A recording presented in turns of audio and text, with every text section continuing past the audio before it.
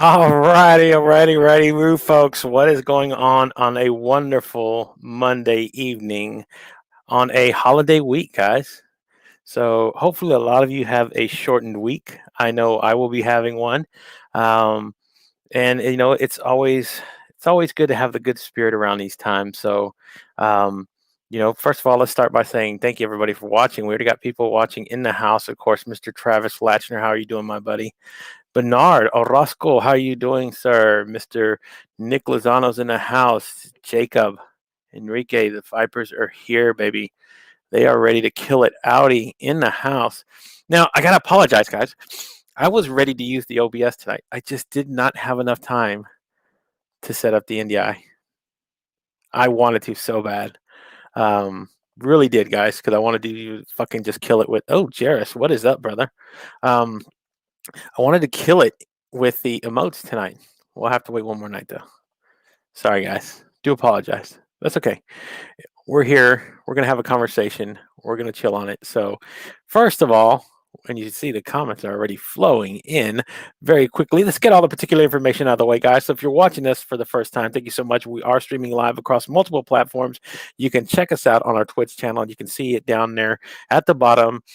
Follow us on Twitch. Please do. We have so many people there. What a wonderful community growing over there. Check us out on our Twitch channel at www.twitch.tv/MFSB live. Man, it is a great place to be. No lags, no any other stuff like that you have to deal with on some of these other platforms. It's the best way to be. So, um, and of course, guys, we are streaming across our other multiple platforms. Let's go ahead and if you're checking us out on YouTube, you can check us out on my YouTube channel at www.youtube.com/C/made from scratch broadcast. Do us a favor, please like, subscribe, and comment there if you're there on YouTube. Appreciate you so much. Hit the notification bell to let you know whenever we drop new content on the channel, whenever we are live like we are now, and whenever we schedule new live. So if you're checking us out on YouTube, thank you so much. And of course, we are streaming live on Facebook and our Facebook group at MFSB Live on Facebook. We are streaming on Periscope as well. Same sort of deal at MFSB Live. You can check us out just about everywhere at the same name. So, woo! Got all that out of the way. What a weekend. How are you guys doing? I'm having a wonderful day. Been a really good day getting everything together. First of all, let's start by saying um, I want to send a big thank you to two people. I doubt they're watching this evening, but if they do, if they catch them on the replay, please let them know. I want a big shout out to Joseph Mowry and to Anna Ignat Bernat. Please, thank you so much, guys. I appreciate you so much. What you did, man, you don't know. Words cannot tell what that means to me. So thank you guys so much. And of course, we got Kelsey. Ooh, Queen is in the house. So, guys, let's get this party a rolling with this evening's guest. So, I first got introduced to him by watching some of his content. He was doing a podcast called It's Complicated.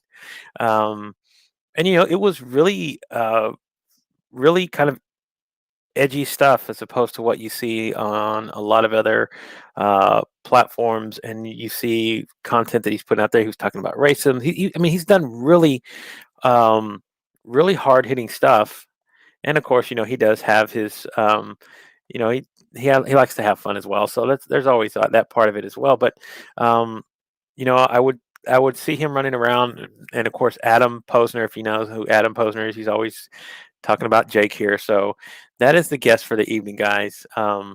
And I guess without any further ado, let's go ahead and bring him on the show, Mr. Jake Shirk. How you doing, my friend? Oh, he's already repping the Kansas City What's good? Let's house. go. What is going up?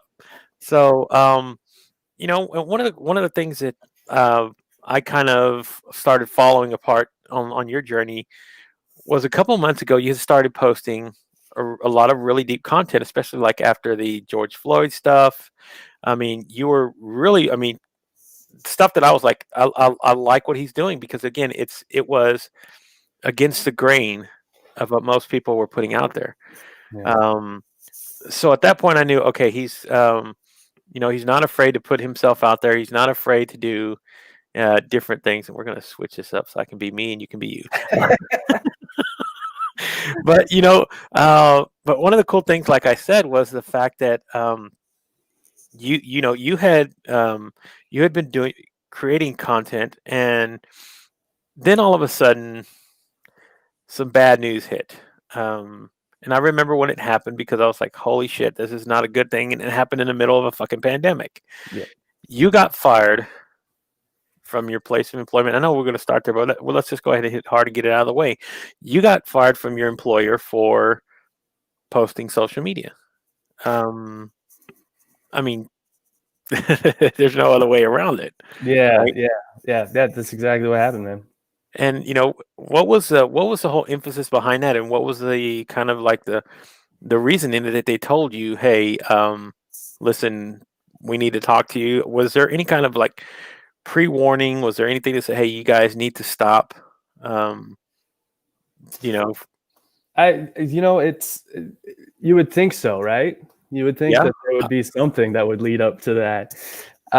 No, there really wasn't. I was working in an environment. So I was working in human resources. I've been in talent acquisition and HR for a long time. And, I was in a position in talent acquisition where being online is kind of part of my job. Recruiting is a world where you're online a lot. And so I wasn't doing anything like necessarily on behalf of the company in terms of social media, but I was directing a lot of it, and I was kind of pushing for the direction we were going to go. And so I was doing a lot of testing in my own world. So whether it's on TikTok, I had this whole thing for a few months where I was like hashtagging the TikTok recruiter, and I was like seeing if that would work and like just trying different things. But I never had any indication that, what I was doing on my personal stuff was a bad thing. I thought I was helping kind of the brand of where I was working by being more accessible. And that's, again, that's one of those things where you're figuring, it's not going to be that harsh. There's not, I mean, even if there's any kind of, I'm just saying this from my own experiences because I've got that same sort of, and it wasn't to the extent that you had it, but I had the same sort of conversation as far as, hey, listen, we know you do social media. We know you do these things. Can you not do these sort of things that have anything to do with the company? So if anything that has a logo or anything that has anything to do with the company, can you like not put that out there? So I was like, okay. And it just happened to come like right after seeing you do that. So, seeing your post and doing this, and I was like, fuck, I better just, play the good soldier for a little bit for a while and do my part, because again, if they were able to do that with you, I'm pretty sure there's other companies out there that say, hey, this is one of those things where you're walking a fine line because, and again, I was like you, I'm like, I talk about a lot of good things on here, right? I don't just talk about crazy shit all the time. I really talk about deep, insightful information and stuff that people will really find value in. And I figured that, hey, this would be good for the company. We're talking about stuff that helps promote you guys, and I guess they just don't see it that way. Yeah, and the thing with me in particular, like I never in my personal stuff did I ever mention like my place of employment or like use it as a recruiting tool for that. What I was trying to do that kind of behind the scenes. I can get into this later, but like the whole impetus for my podcast was a recruiting effort. Like it started as like trying to get a little node here in Kansas City of recruiters where we could go on like panels and do public speaking. That's where my podcast started, because I really wanted to like make a name for the recruiting effort in Kansas City and like try to work together to like make things easier for everybody. But in doing so, I never talked about my place of employment while I was doing that, because I was working up to that point. I wasn't at a place yet where I could like represent them online as an individual. So that was the thing that like it really bothered me, is there was nothing connected to this, to where I was working. I almost said where I was working. There was nothing connected to them. It was nothing. So, and honestly, I was listening to your intro, and you're saying that like I talk about some like hard hitting shit sometimes, and that's true, but I'm also really tame. Like I'm not going out there like being super opinionated. I'm not like using a ton of bad language when I was on my podcast. I was really like even in all the things, and I felt like I was representing myself more professionally at that point. So it was when I got the news, there was no discussion. There was no like, hey, this is the investigation we're doing, or we're going to look into this. It was literally, I was actually on quarantine when it happened because I got sick. So I was at home working from home, and I was supposed to come back to work the next day. And they called me that night and said, hey, don't come in until 1:00. And I was like, what? I've been in HR for 10 years. I was like, yes. I was like, why don't you want me to come in until 1:00? And they're like, well, we need to have a meeting. And I was like, what's the purpose of the meeting? And they're like, we intend to separate your employment. I was like, wow. Oh, okay. Wow. And so at that point, like, obviously I went into kind of like a fight or flight mode. And like my first notion was like, I got to get a lawyer. Like, this is crazy. Like, you can't just like fire me for absolutely no reason, but in the lovely state of Kansas, they can. So like I did contact a lawyer, and I asked him, I was like, if we're going to have a discussion tomorrow, can I have a lawyer present just so like I can get a statement? Cause I'm going to do something about this. I have to do something. And they wouldn't allow me to have a lawyer, and then they wouldn't even allow me to have a meeting. They just opened up my office so I could take stuff off. They wouldn't even let me sign papers. They emailed me everything. Just son of a bitch. Yeah. Yeah. Wow. What a way to fucking get in the middle of a pandemic. Showing the door. That would have been, I mean, in any regular period of time, that's still a shitty way to get fired. Yeah, for sure. Right. And then on top of that, hey, by the way, we're in the middle of like the biggest pandemic since the, fucking dark ages. So good luck. Yeah. And so now the situation turns into like, not only am I losing my job, which sucks, but I'm losing my job for unprofessional behavior and stemming from like what I was doing on social media. So like instantly when I start calling people, like after I lose my job, because I go into like, I need to hit the road. I need to get a job like right away. So I start calling people and doing all this stuff. And like the first like 10 conversations I had to justify what happened.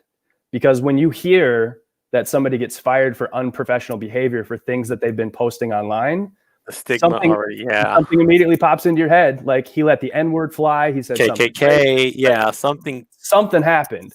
So I had to like defend this for like the first 10 conversations I had. And I was like, I don't want to do this right now. like, so I just like, I stopped applying for places. I was like, Jesus. I need to like let this go for a little bit.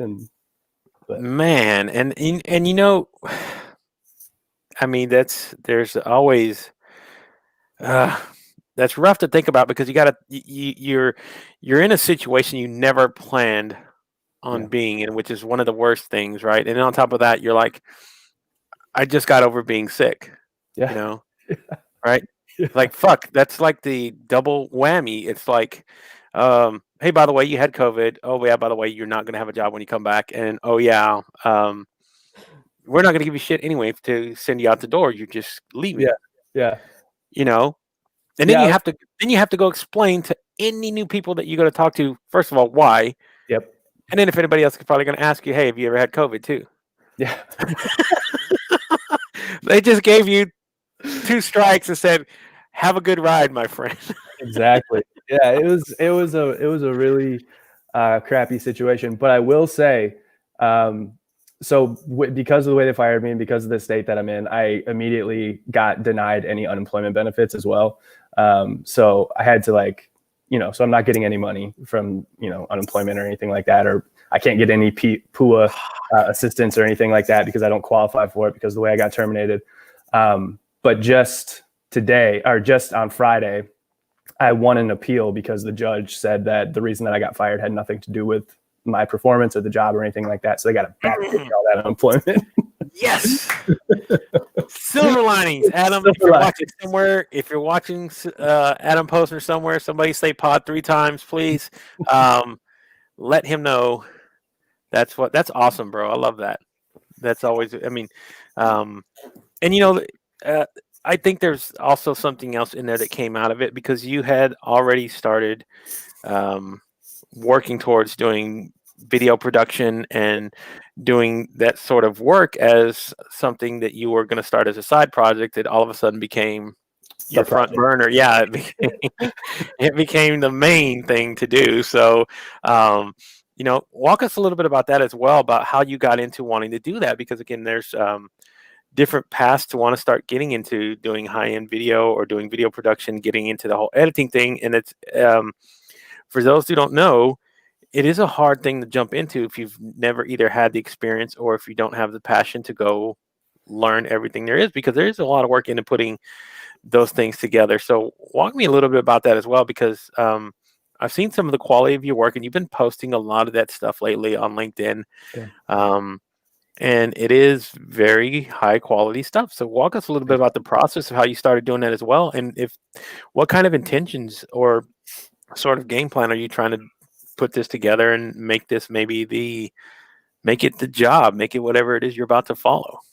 Yeah. Well, first of all, thank you for the compliment on the quality. I've really been trying hard to kind of step that up recently, so appreciate that. Yes. So in terms of like, it's a really weird story, and like I almost am nervous to tell people this sometimes because it doesn't give me a whole lot of like credibility because I haven't been doing it very long. But like before, so at the end of last year, like I think it was probably in December or November, maybe, I don't remember. But I was like, I'm going to start a podcast. And the reason for it had totally different intentions than what it turned into. But so I went out and I bought a cheap camera. Like I've never used cameras before. I've never had a good quality. This is where I probably am saying the wrong things out loud, but I've never had like a really high quality camera before. I didn't know what a quality camera was. So I did research for about a month trying to look at everything. And I was kind of came to the conclusion that my best bet in terms of investment was getting better audio before I did video stuff. So that's where I put most of my money into, like a decent mic and stuff like that. But I bought like $150 video camera that did nothing but point and shoot. It's actually what I'm using right now. And I just started using that, and I didn't want the audio to be bad, and I wanted the video to be as good as possible. So I decided I was also going to get into Final Cut Pro rather than doing it like on Audacity or something like that. Exactly. So I started messing around with that, and honestly, I just kind of took to it. I just started to learn it pretty quickly, and then I got obsessed with it. So that turned into every night when I go to bed, I'm watching 4 hours of videos on how to edit or how to do masking techniques or how to do all these different things. And after a couple months, I had pretty much maxed out the capabilities of that point and shoot camera. Like there was only so much I could do with that. So I got really good at Final Cut because I was using really bad equipment to go along with it. So I had to learn all of the little tips and tricks. I had to learn how to really color grade, because with this type of camera, there's no layers to your shot. Everything is really flat. So you don't get like a bokeh effect. You don't get anything. So everything is the same. So I had to get really good at masking and using color techniques just to make it look decent. And so I think that really helped. So when I did make that investment into a really nice camera, I had all of these tricks that when I was using it with something that actually had color science behind it, it started to pop. It was like, I know all this stuff, and now I can really do it on another level. So I've only had my really good camera since October, but I feel like what I've been able to do with it in that amount of time is because of the 10 months that I put in just every day working with, bad gear, but really good editing equipment and trying to get better at it every day. Yeah, it's just, I mean, I think that's the best way to go about it, is to work on the technique first, right? Yeah.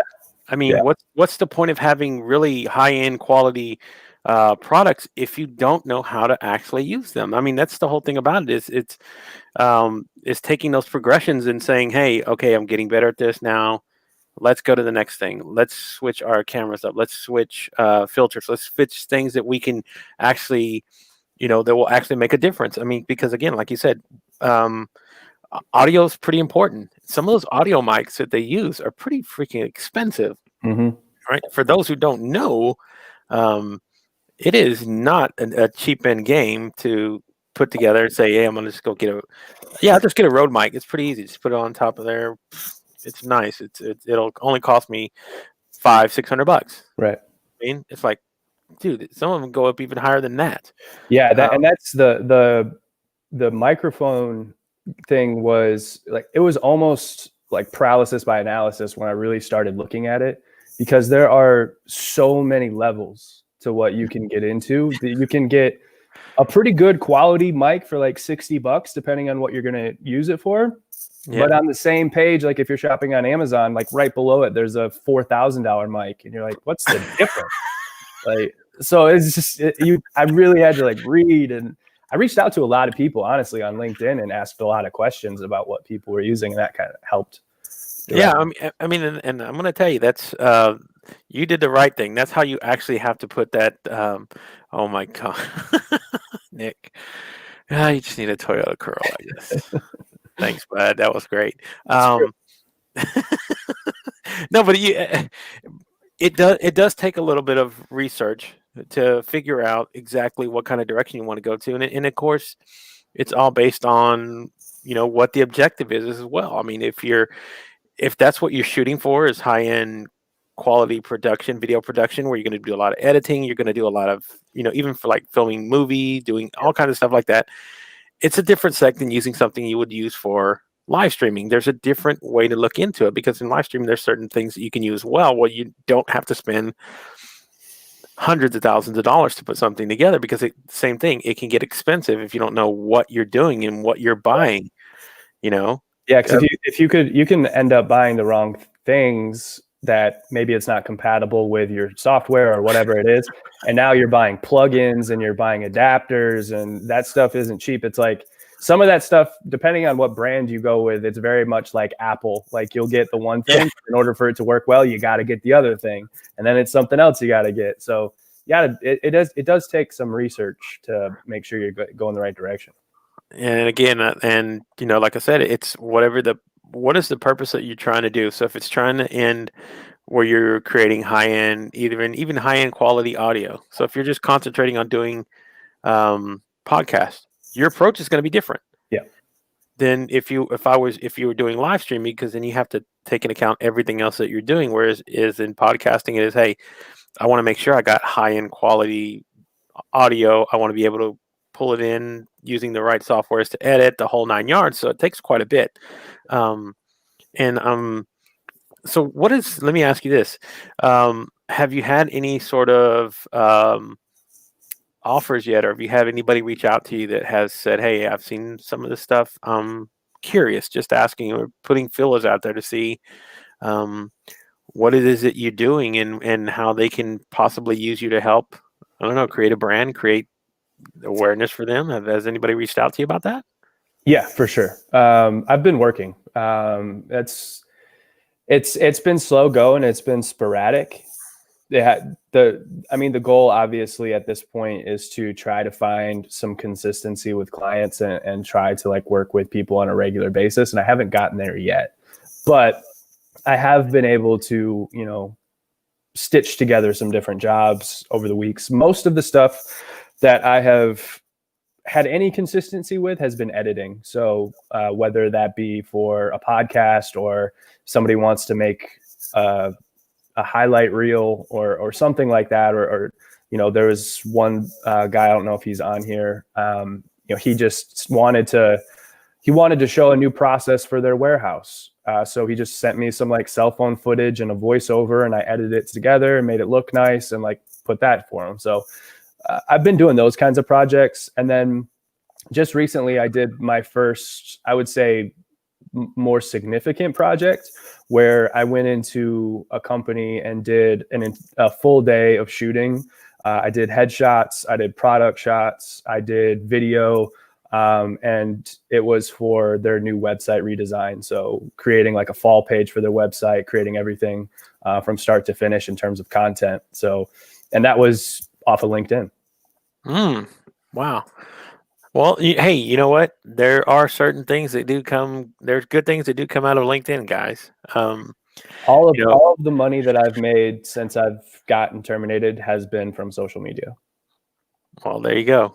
I mean, yeah, it was your undoing, but you know what? It has been a way to continue um, keeping you going. So let me ask you a little bit about the podcast because, like I said, you we kind of went into it a little bit when you first started, but you know, have you continued to create the podcast as far as like going forward with the same sort of objective that you started with, as far as like doing the HR sort of deal and recruitment in your area, or have you expanded it to doing other ideas? Have you been open to other ideas as far as like creating different sort of content? Yeah, so the podcast changed really quick. So it started off with just me talking, and so to give it like a bit of timeline, I think did my first episode in February, so right before this shit hit the fan. So I had everything planned to, like I said, so I'm in Kansas. I'm in the Kansas City area, just kind of in the suburbs. And so I was working with a professor from KU, and I had like a person that does hosting events, and like we had this little group that we were kind of forming slowly. We had a couple phone calls. We had gone over ideas, and we were kind of on the precipice of starting something. And actually, the goal was to do panels and to invite people in and have these talks about recruiting. So I was going to couple that with the podcast. That's where it started. Hmm. And so when I started doing that, I was kind of getting a feel for it for the first couple episodes, just testing the equipment, testing like how you're going to distribute it. So when we got it together, it would be ready to go. And then COVID happened. Yeah. So the idea of doing panel conversations and public speaking was pretty much out the window. I mean, obviously Zoom stuff and live events like what Janae does, that started happening more and more. But at the beginning, it seemed like, nothing was going to happen. And being in HR, that was also a really tasking time because we had so much to do. We basically had to learn new laws overnight and try to apply them. So I wasn't really in a space where I could start kind of creating in that way because it was going to take too much time. So what I really started doing was just having people that I thought were interesting and just having conversations about anything. So it wasn't about, HR anymore or anything like that. I think that just with my experience, I have some decent skills as an interviewer. So I was just like, I want to talk to people that are passionate because those people are fun to talk to, and like you don't have to pull things out of them, and you can have good conversations. So I just started talking, and I talked to anything from professional athletes to professional business coaches and things like that, and had some really good guests. And then honestly, when I lost my job, my mind switched because I think to be a good interviewer, you have to be really selfless, Yeah. and to promote yourself, you have to be kind of selfish. And so I didn't want to try to do both at the same time because I didn't want to do shitty interviews where I was trying to self-promote or anything like that. So I shut it down and just never really picked it up. But it's going to get revamped, and it's going to be a totally different thing. It's not going to be it's not even going to be a podcast. It's going to be like, if everything falls in place where I want it to be, it's going to be fucking epic. And that's where I kind of wanted to lead us to because again, I've went and heard some of your podcast, and there's some people that when you hear them and they have conversations, you can tell they have the ability. And like you said, you've been in HR, so you know how to reach out to people, you know how to talk to them, you know how to kind of lead a conversation so that people aren't wandering. You kind of have a general idea of where you want your guests to lead with their information and with their content. So I think that's one advantage you have over a lot of other people who have never done this before, who want to jump into this sort of realm, because it does take practice to first of all, actively listen to somebody when they're having a conversation. Number one, number two, figuring out how to either follow along with the conversation and lead it to the direction you want to, or to deviate from something when you hear something that's very interesting Yep. that somebody might share, and you go, "Oh wow, this is something we didn't plan, but guess what? This is fucking interesting. Let's go a little bit further into understanding that." Yeah, and there's a skill And I think it's a muscle that when you listen to people talk, you can really start to hear when they start to like gain interest or when they start to show what they're passionate about. When you're doing sit down interviews, sometimes they can just be really boring. You're asking the same questions over and over again. You try to keep it so, you're getting, and I'm talking like in the professional world, like interviewing for a job, you're trying to make it so. I'm somebody who's designed a lot of these, and what you try to do is make it so everybody gets the same shot.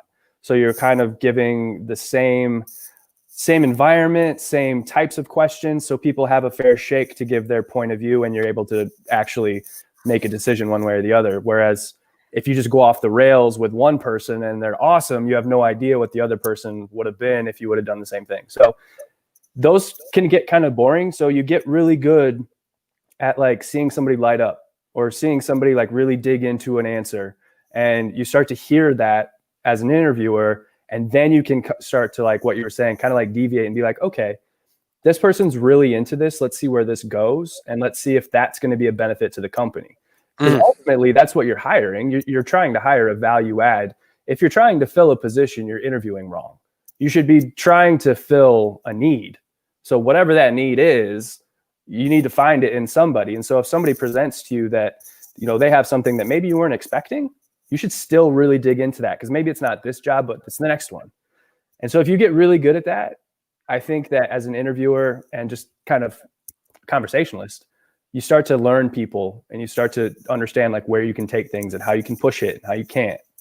Yeah, exactly. And I gotta, like I said, it is a repetitive muscle to figure these things out. I'm getting close to doing 200 episodes of these things. So the nature of sitting behind a microphone and talking to somebody and listening to them and then figuring out how do I want to approach the conversation, because there's some people you do need to lead them to get the information that you want. Because there's some people that just don't know how to, whether it's they're nervous, whether they've never done this process before, whatever it is that you kind of, okay, let's go ahead and keep down that straight, narrow path. Let's follow the questions that we went ahead and created before and see what we can get out of this person. And then there's the people, like you said, that give you a small little glimpse into something that might be very, like you said, not be filling for what you're looking for right off the bat.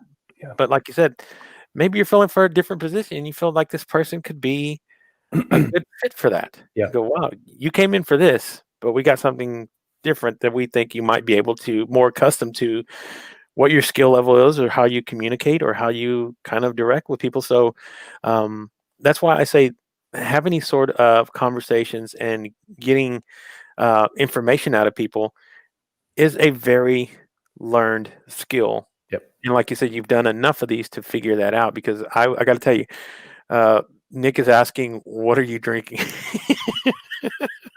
It's this new Blue Moon, this light sky. It's like a tangerine flavor. It's okay. It's okay. There you go. That's I don't know if that's the seal of approval they're looking for on the box, but so I guess Nick had them before. Yeah, so they're okay. They're okay. There you go. That's how you do it. No, but to what I was getting back on before I went off on the whole drinking thing was, whenever you start putting together a show where you want to start creating content, right? You generally want to have an idea of what you want to approach. So let me just ask you this: what sort of ideas would you be like willing to be open to as far as what you would want to go with content that you might want to create? And you don't have to open a whole bag, but maybe just a general idea of what you're shooting for, because I think that would interest people a lot and kind of just put a little bit of buzz out there. There's nothing wrong with here's the thing: you put out in the world, it finds a way to manifest itself. Yeah, 100%. Where some people might say, fuck yeah, I want to hear about that. That's interesting. Yeah. So, I mean, I really want to, my goal and my plan is to really mix the two worlds of what I've been doing over the last year. And that's what I started with doing the interviews, and then where I'm at now with the higher quality video production. And so my idea is to not as much do a podcast, but in a different way, do a podcast, but kind of mix it I don't know if anybody's a boxing fan or a sports fan, but when HBO was carrying boxing, they used to do these 24/7s. Oh yeah. It's you know what I'm talking about? Yes. So I want to do that, but I want to do it for like regular people. I want to do it for business owners, and I want to do it for, you know, entrepreneurs, and I want to show what it's like to be these people and what it takes to have a brand or what it takes to have a business. And I think that what people will find is even the person that owns a candle shop has a fucking interesting story. And if you do it the right way, it can be really good. And I think that what I have kind of cooking in that direction is going to be really good. So telling the story, having the sit down interview, but doing like a day in the life and doing a real full, like almost making a documentary about what people are doing. Ooh. Now that's a different approach. Yeah. That's a really good way of actually spotlighting what people. And again, here's the thing, right? What a better time to start doing something like that than now with COVID, because there's so many interesting stories that people have gone through who are Yeah. small business owners who's had to fight through the struggles, who've had to find a way to keep the doors open, who've had businesses that have been in business for 50, 60 years who were on the verge of collapse because they've never had to plan for anything like this. Yeah. You know, mom and pops that are now gone by the wayside because they didn't. They got swept under the tide. Yeah, Like, man. so I like that idea. I really Yeah, do. and I think that I've got such a love for like athletes and the work that they put into it, and you can see that the thing about athletes. So I'm a big fight fan, and you know Kansas City is slowly turning into kind of a really fight capital of the world right now, and there's a ton of guys around here that I love seeing their journey and I love seeing them. But the difference between maybe the fighter and the business owner or the person that's developing a personal brand is you see the payoff with those athletes. They win or they lose. You don't have to watch all of the training to see the fight. So I think what you can do is you can really apply that, but have a way bigger payoff because nobody's seeing the payoff necessarily with the business owner or the brand. They don't get to see like that, 15 minutes on national television or whatever it might be. So I think you have this huge opportunity to show what a win looks like for a brand or what a loss looks like, whatever it might be. Like you said, with the pandemic, it's a story. And I think that if you tell it well, it can really change kind of the way we look at, entrepreneurs and business owners and all of that. Man, I love that idea. I am 100%. I know because I grew up in an entrepreneurial household. Yeah. So I know what it like to see that struggle. Yeah. To see what it goes through and to kind of, like you said, highlight somebody who's because again, in sports, right? Those guys have the same. It's sort of the same path. You have to have that same sort of resolve, dedication to do the things that you want to do as an athlete because you know what you're trying to achieve. Same thing in business when you open your doors and every single day, what you bring in the door is what you're going to make, and that's what puts food on the table. That's what kind of helps see whether or not you're going to be able to grow and develop as a business. Right. And it's just like everybody else. In life, in boxing, sometimes you lose. Yep. It's very hard to have an undefeated record. Not very many have made it through who are undefeated. Yep. So same sort of deal in life. There's going to be times where guess what? You're going to lose a couple fights, my friends, but it doesn't mean it's all over. It just means you have to have a different approach the next time you go and do it again. So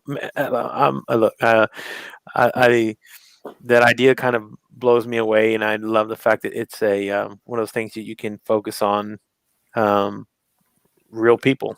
Yeah. That's it's starting. I don't want to give too much away, but it's starting. Yeah, there you go. But I've got something coming. But that's a good. We're just laying a nice foundation.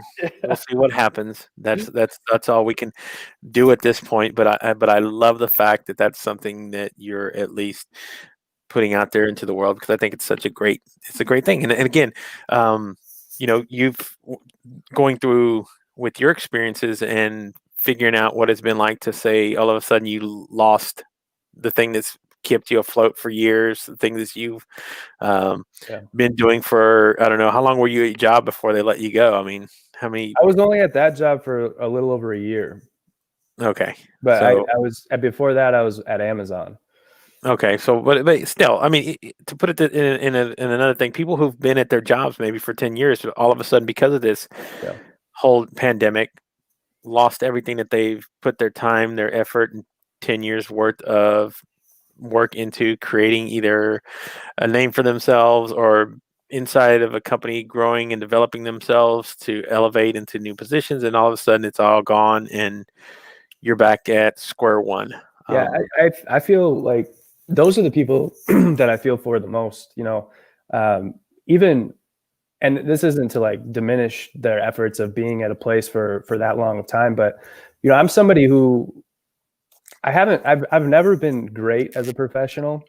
I've always mhm. been somebody who gets the job done, and I'm always trying to get better and all that stuff, but I've never played the game that well. I've never been somebody that's like, all right, so you get in, you get a promotion, you get a raise, the next promotion is here. I've just never really been interested in that game. So I have tumbled more than once. There was a period of time where I was homeless in Pittsburgh of all places, and like playing music on the streets. So I'm a Whoa, little whoa, whoa, whoa, whoa, whoa, whoa! Wait a minute. You were a musician on the streets playing. So yeah. wait a minute. How does that actually work? Because um, That was a and wild time. because the reason I'm just asking because you see people who like when you go to New York and you see people who are out there and they're Mhm. playing in subways, they're playing in different places. So what is that like with as far as like, hey, I'm homeless? Did you have somewhere like a car that you were living out of, or were you just like under bridges? I mean, because there's different Yeah, levels of being homeless as a person on the streets. for sure. So I had a place I was crashing off and on. So I was previously working with a friend, and I just had that. I was 22 years old or something like that, and I had that moment where I was just like, "Fuck this! I can't do this anymore. I hate where I'm at in my life right now." And I just like kind of gave everything up, and I was like, "I'll make it work." And so my friend was going to Europe or something for the summer, and she was like, if they will let you crash, like I don't have any furniture in this place, but I'm moving in. I'm supposed to be moving in this summer. So I put an air mattress down and they let me into the house every once in a while. So and actually became like really good friends with those guys, and they were super gracious with kind of letting me stay there when I could. And then, I'd couch surf and crash on other people's houses. But there were definitely times where I slept in the park, and because I couldn't catch a bus or I couldn't get to a place, and I was like, I'm not going to walk 10 miles to get back to some place. So I just would crash and, with my guitar Wow, and chill. man. Yeah. I had a Well, skateboard I rode around. It was a strange time. so I'm gonna ask who Joseph's kind of asking. So what kind of music or what songs did you, Oh, did dude, you I learned. So that was, I've I been, know it's been a while, so yeah, I've been playing guitar my whole life, but at that point I was better than I have ever been, because literally all I was doing was trying to learn songs that I could play on the street, that would garner something. So I learned everything. Um, I was playing like Sublime covers. I was doing country music. I was doing pop covers. Just it didn't matter. I would play everything. So it's called busking. So I would busk in like, so I was in Pittsburgh, and you could take at that point, I don't know if you can still do this, but there was like a $3 bus that you could take to get to Philly. And so I would take this bus down to Philly, and I would like busk for a day in Philly. And then I had a friend whose parents owned like this organic pick it, you eat it farm. yeah. And so I would just like sleep there, like on the farm, because it was so big and it was just outside of Philadelphia. And they were really rad too. They let me stay kind of whenever I needed to. But I'd go down there, I'd busk for a day to like get enough money to get a bus back and to get food. And then I would go back to Pittsburgh, and I would go on to the University of Pittsburgh's campus in Oakland, and I would play on campus outside of bars or outside of pizza shops. And, I actually made enough money to like fly to Albuquerque. Wow, That was my next journey. man. Yeah. Guys, see this. Okay, this is when I tell folks. This is what I tell folks about somebody's path. There's never just a straight line. There's always these zigs and zags. It's everybody takes to get to this point where, Yeah. um, at this point, somebody would look and go, "Oh wow, I would never see you as Yeah. being homeless," Yeah. right? So, but I love that.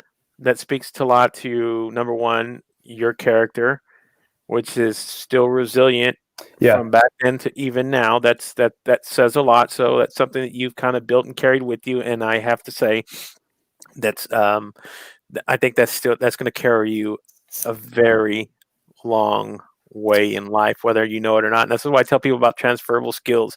Everybody talks about this, but I say doesn't matter from what career field you come from, whether you were an athlete, whether whatever.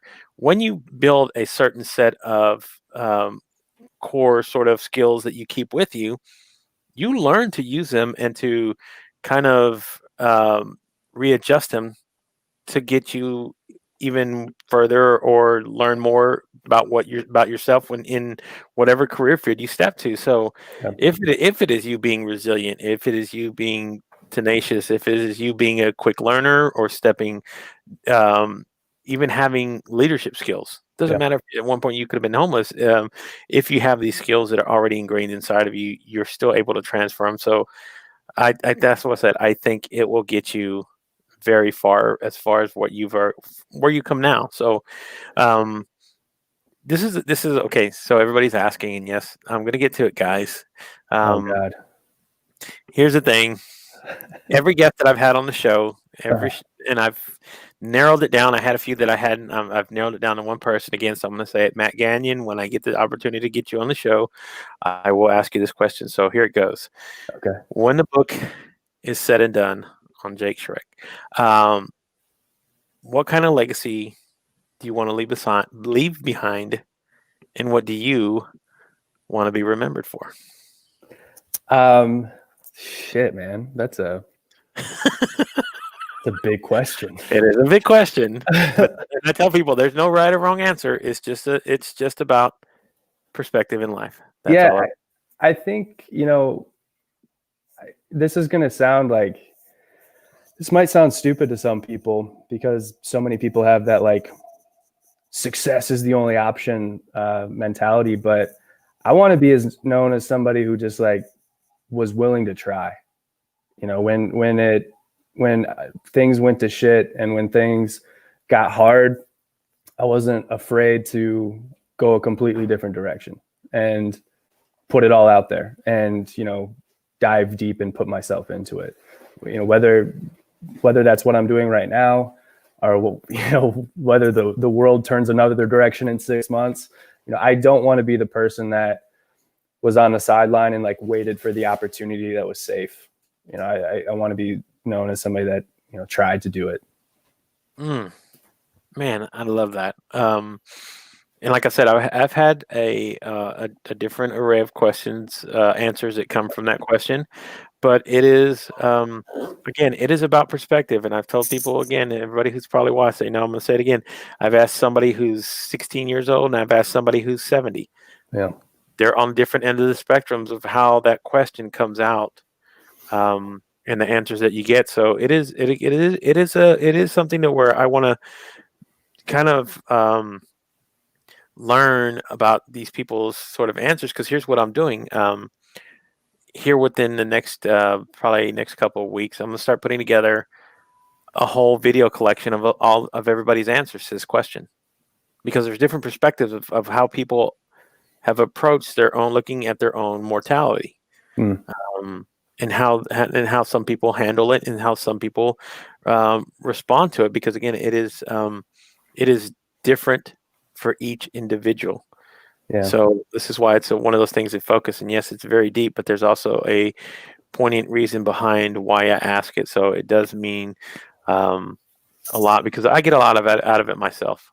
Yeah, and I think, just to elaborate on that a little bit, I mentioned this in a post or maybe I was in a comment section or something a little like a week ago. There's this idea that you have to be, be an expert, or you have to be really well learned on a subject to have a conversation about it, or to have a voice about it, or anything like that. And I think one thing that I've learned over time is it's okay to be really good at something when you're just starting out. You don't have to have 10 years or 20 years and be like, you should listen to me because I've been doing this for 20 years. Like, it's pretty dope to like go out and do something and have only been doing it for like 3 weeks and be fucking killer at it. That's pretty awesome. But I don't think enough people take that approach. I think too many people try to like pontificate about, all of this experience that they have and that they've been doing this, and so you should listen because of this. But it's like, maybe you should just listen because people are dope. Like, that's kind of what it comes down to. And I think that for a long time, I tried to convince people that like I was good because I had experience, or, I've been doing this for this amount of time, so you should listen. But I'm kind of at a point now, especially I think because of the stuff I'm doing right now, like I think it's okay to like kick ass at something the first time you do it and be proud of that. It is. Yeah. I mean that. Look, every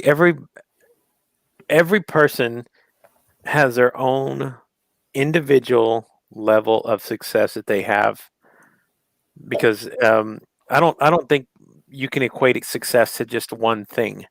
And what I mean by that is that some people equate being successful as having money and being rich and having fame and having all these things. My question is, if that is the solution, if that's how people see what being success is, and why those people who have that money, who have the fame, who have the fans, still end up either killing themselves or using drugs or using things in their lives. Yep. I don't think that equates to it at all. I think it's your own personal level of success and what fills you every single day. I mean, you can have all that and still feel unfulfilled. Yep. You can have all of those things. So, yeah, if you're badass at something in 3 weeks and you figure it out, awesome, bro. You're whatever that was. Yeah. That's you finding whatever the gift is you're supposed to have and living inside of that. That is Yeah. what is more important to me than having all of these other things of, and I've said this to people. To me, this feels natural now. Yeah. When I stepped into doing this was even at the very beginning, it was difficult to figure out how I wanted to do this, but this feels so natural. It just felt so much easy. Even when I stepped away, feeling that I was overwhelmed, I had the inclination to want to come here and have a conversation. Yeah, every single day. I think the divider, I think the great divider of all of that is just whether you care about the approval of people or whether you just love what you do. Because if you're worried about the approval, and I think that's where that mentality comes from of like, I'm an expert. If that's what you care about, I don't think you're ever going to love what you do. But if you do genuinely love the things that you're doing, people are going to catch on. You become magnetic at some point when you start putting out those types of things. And I put a video up the other day that was kind of talking about that, where it was like, seemed like a really simple thing that I was doing in a video and like kind of working through editing, but it made me feel so good that I didn't care about like anything else. Like, I put that video out there because I was just like, I want everybody to be able to feel this. Like, you don't need to be an expert. You don't need to be 20 years in the game. Like, do things that just have that little piece that just like fills everything inside of you, and like the other stuff will come. It will. Yeah. 100% it will. Yeah. 100%. If this is the passion, if this is what you're getting up every day to do, and this is what you feel gives you that spark of creativity every single day, bro, there's no end to how far you can go. And I've told people, and you can see the people who come here and part of the conversation, who are part of the chat, I've worked really hard to put myself, and this is only my palette and what I share on the screen every single night. Yeah. And you know what? It was never about the audience drawing huge numbers and getting people here. It was about who I was talking to, how I was talking to them, and what I was sharing with people, and whether or not they would find value in it. Yep. And when they've discovered that that's what that's what it was, and it changes every single night, guess what? That's the approach. So I don't have a formula. People, what is your formula? What is your show about? What is it? You know what? My show is about you. Yeah. Can you talk about you? Yep. If you can talk about you, we're gonna have a really fucking great conversation. If not, we're gonna struggle. I'll and at that point, maybe we need to reevaluate whether or not we should come on the show at all.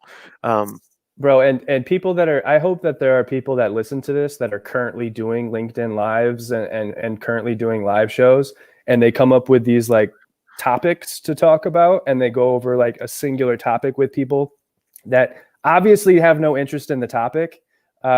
Take note of this conversation right here, because you do not have to have, just because you have LinkedIn live doesn't mean you have to give business advice. Stop it.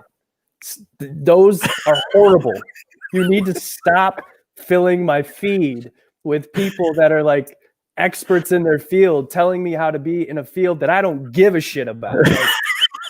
Like, you need to have a conversation with the people about who they are and like what drives them and what made them go into doing what they do. But I don't care how they operate as a CEO. It'd be cool to know how they got there and like the journey and everything. But these horrible topics, so many people got LinkedIn Live this year that just need to have it revoked, because they are just filling the feed with nonsense conversations. It is 100% where, and I've said it, I tell people all the time, this is where you come to take the fucking tie off. This is where you have the glass of beer, the wine, whatever it is you want to drink, and to relax, because you get enough of that during the day. Yes. I don't want to focus on that. If you want a show like that, I can give you 10 of them. Go find the tips and tricks and things that CEOs and marketing gurus can help you get to wherever you want it is. You want 30,000 followers, they'll help you get 30,000 followers. Yep. I don't have 30,000 followers. I got 4,000 followers. We're good. I don't care whether or not it goes to 30,000. It's about what I do every night that really matters to me. So yeah, I'm like you. That's why I want it to be so fucking different, because I saw everything that people were doing on there. And I was like, if this is what this platform is, they're probably not going to like me, but I don't care. And I just did it. I just did what I came to do every single night. And again, I don't have a preset formula and everybody who comes on here. I'm sorry. I just don't. Yeah. What I do is I come on here and say, you know what? I learned about you. And then I want to figure out how how deep I can get into understanding who you are as a person and what you share. And if you're passionate about something, that's it. And it carries. I promise you, it carries more than people think. And doing this kind of thing and like having these kinds of conversations also makes you learn on the fly, which I can't describe. If you're not taking the chances where you're forcing yourself to learn something in the moment, I'm telling you, like, that is the best teacher of all. And I am not a person that's like, failure's cool. Failure sucks. Like, you should never be like, man, failure is the best thing that happened to me. No, dude, like being homeless was fucking horrible. But like, you learn a lot by putting yourself in a position where you're in the fire and you just got to learn. You learn about yourself, what you're capable of. And honestly, you learn that skill way faster than if you sat back in the cut and just tried to learn it like on your own or kind of in safe spaces. If you're a photographer, put yourself out there and start taking pictures like in a group setting. Don't just do it on your own. Go out there and like try to hook up with people and do things that you don't know what you're doing, because you're going to learn a lot of things fast. It could be with any profession. Like, and this is a great opportunity, like just getting on and talking to people. I consider myself to be fairly introverted in person, but when I started to do the podcast and I started to like really talk to people, like that forced me to not be like that. And it really changed like the way I am able to interact with people on a day-to-day basis. So I'm telling you, like, if you're out there and you're listening to this and like you're timid about, taking on a challenge, or like, you want to do something, but you're a little afraid to put your foot out there, I'm telling you, just put it in the fire and you'll figure it out. And there's so much truth in that. So, Jake, thank you so much, brother. I appreciate the conversation. I enjoyed every single bit of it. And of course, all of you guys who are part of this every single night, guys, you are the lifeblood of what we do here. And the Vipers, I don't know what the hell you are, Vipers, but I see you. I don't know what that means, but I see you out there. They're out there, believe me, they are, and they know they come with it every single time, and they're incredible. So I just want to give a shout out to the Vipers. You guys rock. I love you. Awesome. And of course, Jake, again, thank you so much. Everybody, what is the best place to reach out to you on social media? Is it through LinkedIn? LinkedIn inbox sucks. So you can definitely hit me in LinkedIn, but I know there's probably people listening to this that have hit me in LinkedIn and I've never gotten back to them. It's the worst place, but hit me there, hit me up on a comment. Honestly, like, engage with what I'm doing before you try to hit me with something anyway. That's probably the best way to do it. But honestly, hit me in the inbox there. Follow me on IG if you're interested in any of the stuff that you see in terms of like production and pictures and stuff, because most of the stuff that I do honestly lives on IG, and that's just Shirk_media to find me there. And I will actually put that in the comments so you guys can go check him out and connect with him on Instagram, because again, it is one thing to see somebody on one social media platform, but when you see somebody else and when they put their pictures and art on another platform, and it kind of it shows a whole different side to a lot of people. A lot of people don't know that, because some people do concentrate on putting their certain aspects of what they create on one platform, and then when they go to another social media platform, it's where they share everything of what they do, and people can go on there and connect with it. So here it is. Let me put it on here. That way you guys can go check it out. I'm going to put it down here in the comments as well. You can also, sorry, just to put this in there as well. It's getting revamped, but it's getting better. It's almost where it needs to be, but I do have a website. It's complicatedcontent.com. Okay, so we'll put that in there as well. And if you guys can see it there, it is on LinkedIn. It's an actual comment there. You can go click on it. It will take you to the website. And Jacob, come on, I only sell my. Okay, awesome. Everybody else, again, thank you guys for being a part of this one. And if you notice it right underneath me, other side right here. Let's put that right there. A little bit down to the left. There you go. Okay. You see a QC code right there. Right there. There you go. If you take your phone and scan it with a QR reader, it will take you over to our new Discord channel.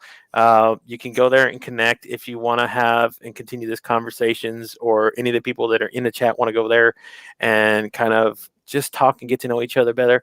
Me, Travis, and Nick have put together this Discord so that everybody who watches our shows can go there, hang out, meet some of the guests. If some of the guests want to go there and hang out, there it is. That quick. QR reader will take you over there so much faster. And appreciate, again, everybody who's been a part of this one. We will be back tomorrow evening, 7:30 Central Standard Time. Our guest tomorrow was actually commenting in the comments. And let me see if I can find him real quick before we get out of here. He was in here in the comments. Maybe they went by too fast. But you know what? I don't see it. There he is, right there. There he is. So Jamal Marshall will be our guest tomorrow evening, 7:30 Central Standard Time. This is going to be another great conversation. Love his content, what he shares on the platform. So thank you guys so much for being a part of this one. You guys rock. We'll be back, and you know how we do it. Stay safe. Stay blessed. Good night, everybody.